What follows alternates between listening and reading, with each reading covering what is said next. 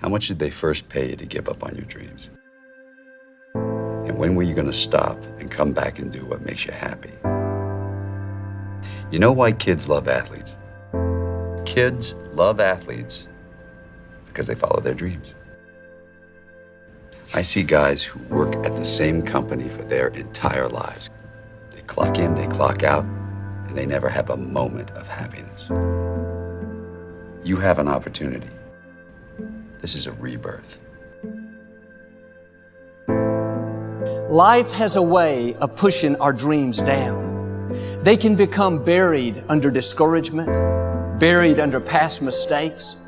There are dreams buried under divorce, buried under low self-esteem. It's easy to settle for mediocrity even though we have all this potential buried on the inside. All of us have things that we're believing for, something that we want to accomplish. Deep down, we know it's a part of our destiny. We can feel it so strongly. But then we hit some setbacks. We didn't get the promotion. The medical report wasn't good. Or a relationship didn't work out. Now, don't let circumstances talk you out of it. You may not understand why a business didn't make it, why a person walked away, why you came down with an illness. You were doing the right thing, but the wrong thing happened. It's all a part of the process. Your dream may be buried. The good news is it's still alive. It's not too late to see it come to pass. If you'll do your part and start believing again, get your passion back, it is on the way. Go back and try again. The true mark of a champion is even though some dirt gets thrown on your dream, instead of letting it get buried, you keep shaking it off. You keep moving forward. You keep looking for new opportunities. If you're going to reach your highest potential, you have to make up your mind that you are in it for the long haul. You're not going to let people talk you out of it. Circumstances discourage you. Delays cause you to give up. Critical people cause you to get distracted. You're going to stay focused on your goal. This is your time. This is your moment. Your destiny is calling out to you. Dream big and make those big things happen. I'm a dreamer. I will never stop being a dreamer. If you're going to be successful in creating the life of your dreams, you have to believe that you are capable of making it happen. You have to believe that you have the right stuff and that you're able to pull it off.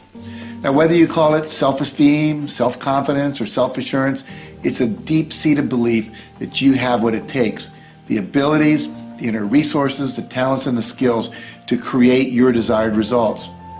Now, believing in yourself is simply an attitude. Believing in yourself is a choice. You have to choose to believe that you can do anything you set your mind to, anything at all, because in fact you can. What does that mean to you, this victory? It means everything. It means everything. It means you were right. It means they were right. It means that the people that didn't believe, they were wrong. It means that when you don't believe, you do yourself a disservice because it is wrong. So you got to believe. You got to believe in what you want to do. You got to believe in what you want to get accomplished, and believe that somehow, somewhere within yourself and in the universe around you, there are tools and resources that will be of aid and help the man that really wants to get it done. Life is death without change. Are you willing to make a change in your life, to realize a dream, to fulfill what's in your mind, what you can visualize as your life? And are you willing to put the sweat equity, the time, the persistency that it takes, not on your timetable, but on fate's timetable? If you are, then you have to educate yourself in whatever that subject matter is.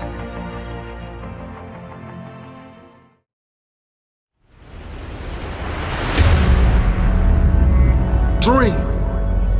That's a powerful word. You will get knocked down many times chasing your dreams. You will feel like you don't have the energy to get back up. You don't have the strength to get back up. You will feel like giving up is the only option. When you're hit, when you've been knocked down by life, that's when it's time to hit back. that's when it's time to hit back. Many people get hit by life, but they never hit back. Are you going to stay down, or are you going to decide to get back up? It takes courage. It takes confidence. It takes a strong mindset to get back up when nobody believes in you. There's a lion inside all of us, but some people decide to never let that lion out. Many people keep that lion locked in his cage. Are you hungry for that dream? Are you willing to fight for that dream? Let the lion out. Get hungry for your dream. Go hunt your dream. Talking about that dream won't take you far. Working will. Doubters will tell you to be realistic. Haters will tell you to quit. You are the only one who can go and get it. It's your dream. No one will chase it for you. No one will hunt for you. No one will support your dream but you. There's a quote that goes, everyone wants to eat, but a few are willing to hunt. Everyone wants to succeed, but few are willing to put in the work required. Stop limiting yourself. You can make your dream into a reality, but it will only take one person to believe that it's possible. It will only take one person to put in the work. That person is you.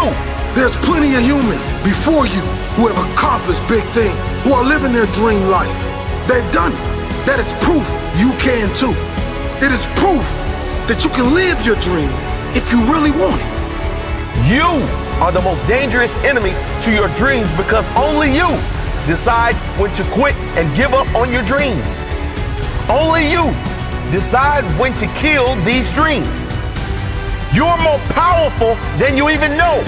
You can change the world with your dream. But it only requires you to get out of your comfort zone and unleash the inner lion. It requires you to let the lion out of its cage. It requires you to chase your dreams no matter what.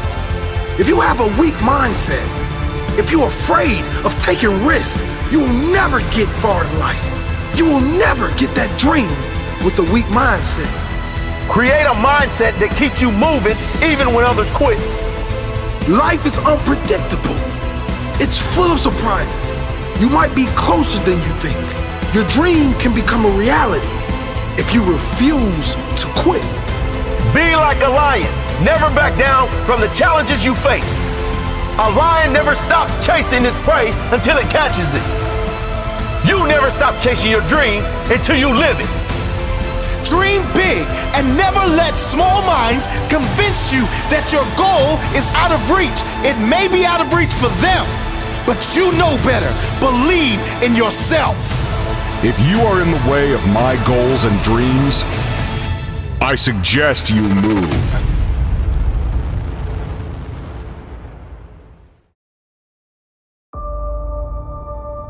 Everything you are going to be, you already are in another form.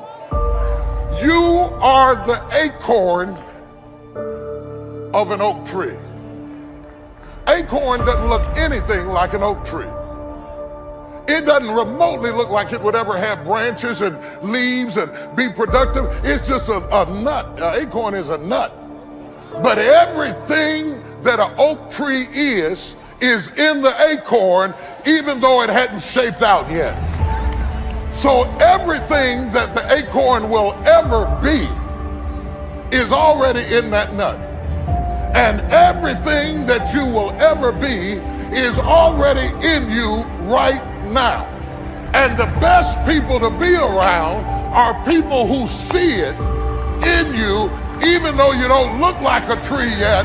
I'm looking for somebody who sees a tree in my nut. But the difference between people who get married 3 years and then get divorced and people who have been married 30 years is how you handle the breaking point.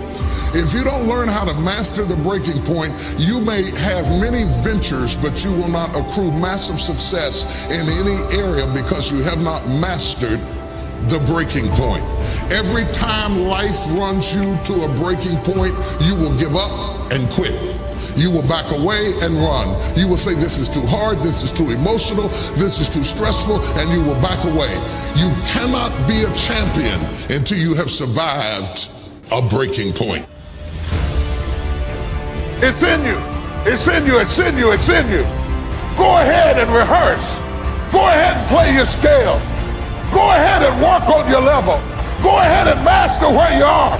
And after a while, without you even trying to do it, where you started will turn into where you're going. That's what destiny is pulling you into. If you understand what I'm teaching, give God 30 seconds of a recital praise. Somebody's about to take flight. Clear the runway. Start the engine. Buckle your seatbelts, because God is teaching me how to flow into my destiny. What is killing you is that you're at the breaking point. Your strength is going to make you tough enough to get there, and your weakness is going to make you humble enough to be grateful after you have arrived.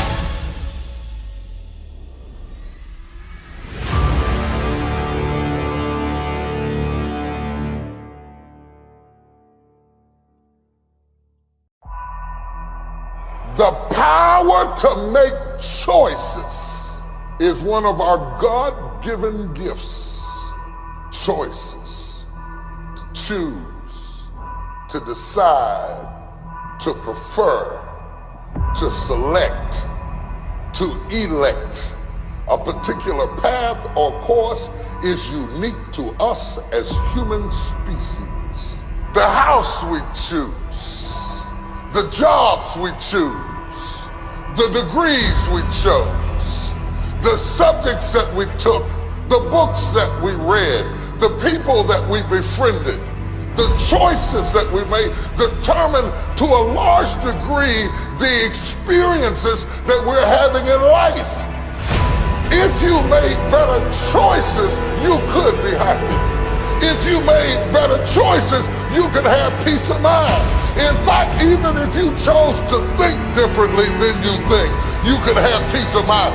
Most of us torment ourselves by choosing to reflect on things we cannot fix, we cannot change, we cannot alter, and we cannot move. And you are the author of your own misery because of the choices. Only humans have the ability and the commitment to make choices. We select, we choose. Now, sometimes to our own detriment. Because I would suggest to you today that we are where we are today in part as a result of the choices we made yesterday. Purpose trumps profit. Purpose trumps profit. You don't always make a decision by the bottom line. Sometimes you have to do things just because they're right. Sometimes right doesn't look profitable in the short term, but right will pay you back with interest if you hold on.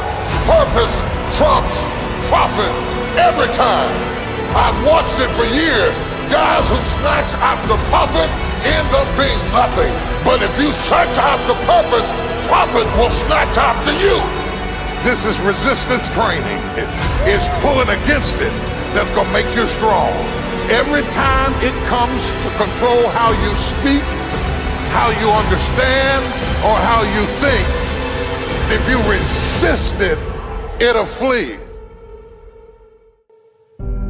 Now, I don't care how intellectual, how refined, how conservative, how prolific you are as an individual, all of us must be honest and admit that there are some times that we have gotten into things by our own devices, and you look back as you mature at what you did yesterday and say, what was I thinking? What was I thinking to make the choice that I made at the time that I made it? At the center stage, we have a piano, a baby grand piano, glistening, shining, and bright, but it cannot play itself. It is an opportunity. If the right person doesn't touch it, it will never reach its potential. The piano has existed so long that it will only give itself fully over to somebody who have invested enough time and effort in it, and they know how to get the most out of the same keyboard. 88 keys on the keyboard, but it's the fingers that pluck it that control what it can produce. So you go out and you buy you a piano, and in your mind you think, I'm gonna work on this, and in a couple of months, I'm gonna do that too. But when you get your piano, and you get everything in place, and you sit down at it, and you get ready to play, that doesn't sound like what I had in mind. Nobody clapped when I played it. They don't like me. You mean you really expected to get the reaction of the maestro at a recital when your life is in a rehearsal stage?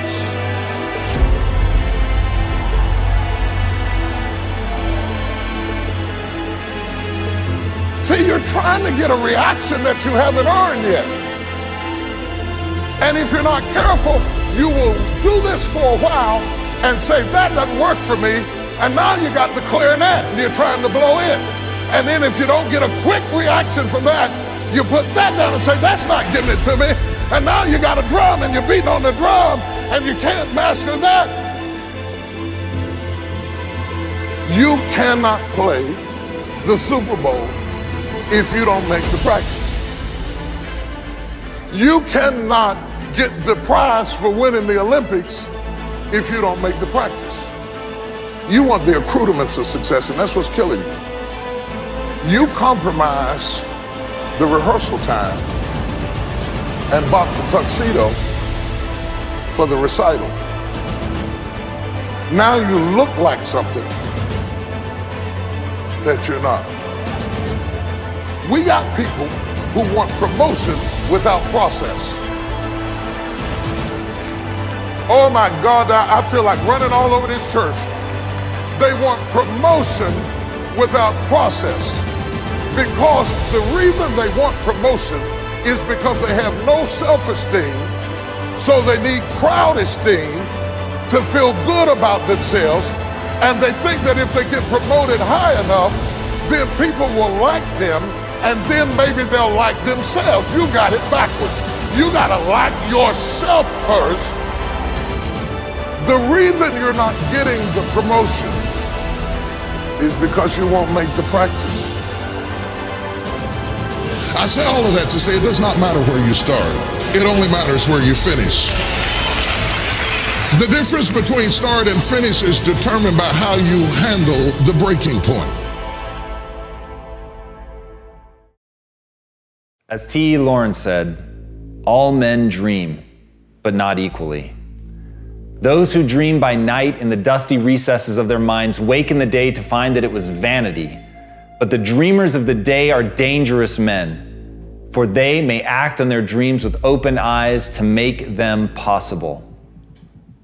That, at the end of the day, is the very mission of my life, to get people to understand that there is a difference between dreaming and executing, about doing something based on the things that you want to see happen in the world.